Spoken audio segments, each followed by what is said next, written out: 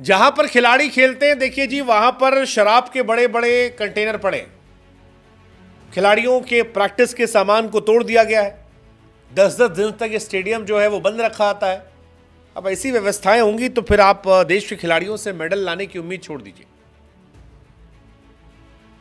ये सारी कहानी गुरु दिलजीत के इर्द गिर्द चल रही है। दिलजीत दोसांझ, जिनका दिल्ली में एक शो था, कंसर्ट था, और कंसर्ट को लेकर फैंस में एक्साइटमेंट इंतहा पार कर गई थी। लोग पगलाए हुए थे। मतलब दिलजीत भाई ने अपनी जैकेट निकाले, किसी को दी, तो एक पति देव रोने लगे। जो अंदर था उसके लिए इमोशन मूवमेंट था कि यार क्या बड़ा मूवमेंट है, दिलजीत भाई की जैकेट मिल गई। जो बाहर बैठ के देख रहा था उस कह रहा था कि यार क्या बेवकूफ़ी है, किसी की उतारी जैकेट पाकर एक पति इतना ही कर रहा है कि यार रोने लगा वो, मतलब उस मूवमेंट को। लेकिन ठीक है, ये सारी चीज़ें चल रही थी। लेकिन इन सारी चीज़ों के बीच में दिलजीत दोसांझ जो हैं वो तो चले गए, लेकिन स्टेडियम का हाल बुरा हाल था। और उसके बाद एक एथलीट ने सवाल उठा दिया। दिलजीत के कॉन्सर्ट के बाद स्टेडियम में रनिंग ट्रैक पर सड़ा हुआ खाना, टूटी हुई कुर्सी, रनिंग के लिए तैयार कई हर्डल्स टूटे हुए दिखाई पड़े। और इसके बाद एथलीट बेअंत सिंह इसको लेकर आयोजकों से सवाल पूछ रहे हैं। दरअसल दिल्ली के जवाहरलाल नेहरू स्टेडियम बीते दिनों गुलजार था। कारण एक्टर सिंगर दिलजीत दोसांझ का कॉन्सर्ट था। लेकिन अब इसी जवाहरलाल नेहरू स्टेडियम की हालत खराब है और चारों तरफ कूड़ा और शराब की बोतल पड़ी थी।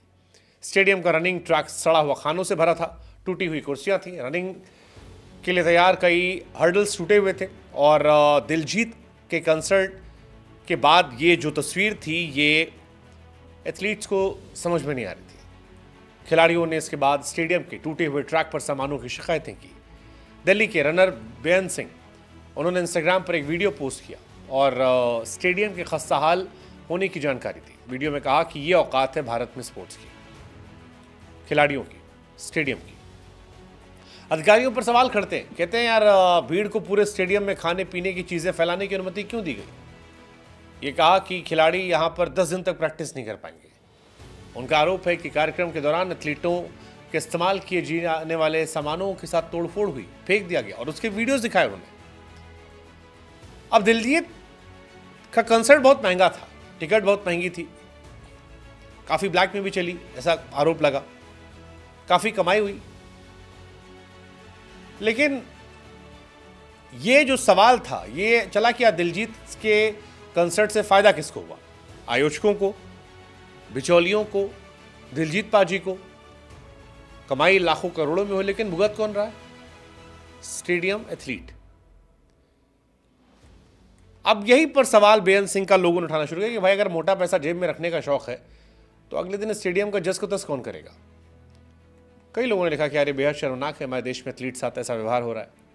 दिलजीत के फैंस ने कहा कि भैया दिलजीत भाई ने आयोजकों को पैसे दिए थे, मैनेजमेंट को दिए थे, फ्री में तो स्टेडियम मिला नहीं था, तो पैसा उन्होंने दे दिया। अब दिलजीत भाई आगे सफाई थोड़ी ना करेंगे, मैनेजमेंट ने पैसा लिया है तो मैनेजमेंट को सफाना पड़ेगा। बेअंत सिंह ने यह भी कहा कि यार लोग 4 साल में एक बार कहते नजर आएंगे कि यार ओलंपिक में मेडल नहीं आता। ऐसा इसलिए क्योंकि इस देश में खिलाड़ियों का सम्मान नहीं, खिलाड़ियों का समर्थन नहीं है।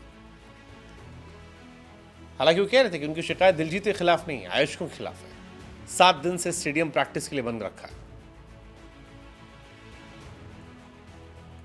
जवाहरलाल नेहरू स्टेडियम में कोई भी राज्य, राष्ट्रीय, अंतर्राष्ट्रीय खेल का प्रोग्राम अभी फिलहाल नहीं होना है।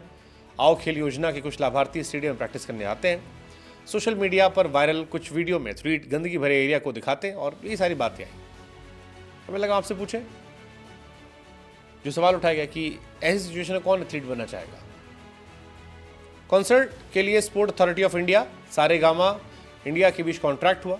कॉन्ट्रैक्ट के मुताबिक 1 नवंबर तक स्टेडियम किराए पर लिया गया है 10 दिनों के लिए। इसके बाद स्टेडियम से सारा मलबा कचरा साफ कर दिया जाएगा। 1 तारीख से पहले स्टेडियम चालू और साफ स्थिति में हैंडओवर की बात कही गई है। 26-27 तारीख को कॉन्सर्ट हुआ था, 2 दिन में 70,000 लोग आए थे।